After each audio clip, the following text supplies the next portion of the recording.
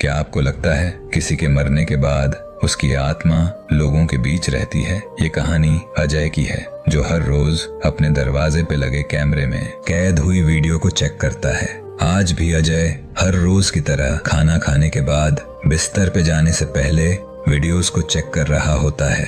तभी उसे वीडियो में पड़ोस में रहने वाले शर्मा जी की बिल्ली दिखाई पड़ती है। लेकिन आश्चर्य की बात यह थी कि बिल्ली के पीछे एक छाया थी जो चलते चलते गायब हो जा रही थी। वो नॉर्मल बिल्ली जैसी नहीं लग रही थी, उसकी छाया धुंधली धुंधली नजर आ रही थी। ऐसा लग रहा था जैसे वो बिल्ली नहीं बल्कि बिल्ली की आत्मा है। अजय ये सब देखकर बहुत डर जाता है और आधी रात को ही अपने पड़ोसी शर्मा जी को ये वीडियो दिखाता है। अजय के पड़ोसी इस वीडियो को देखकर बहुत ज्यादा भयभीत हो जाते हैं और बताते हैं कि उनके पास दो बिल्लियां थीं, एक सफेद और दूसरी काली। दुर्भाग्य से काली बिल्ली की 2 दिन पहले ही मृत्यु हो गई। दोनों बिल्लियां एक दूसरे के बेहद करीब थीं। ये दोनों हमेशा एक साथ खेलती थीं, साथ में ही खाती थीं।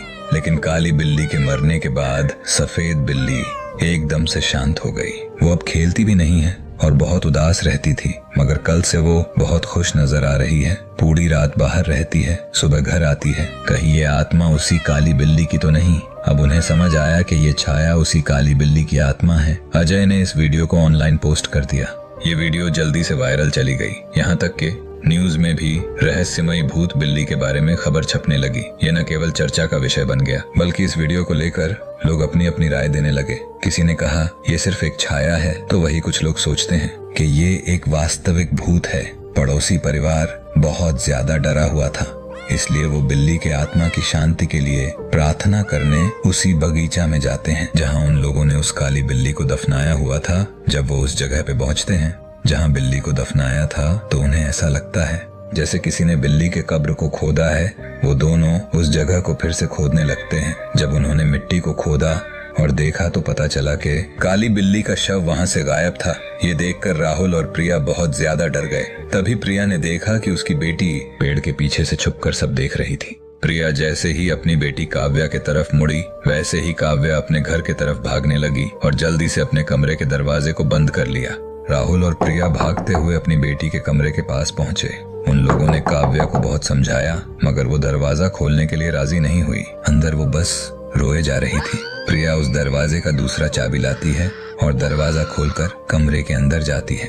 अपने माता पिता को कमरे में देखते ही काव्या बहुत ज्यादा डर जाती है। वो और जोर जोर से रोने लगती है और अपने माता पिता को कमरे से बाहर जाने को कहती है। काव्या के हाथों में एक गंदा कपड़ा था। उसके कमरे से बहुत गंदी बदबू आ रही थी।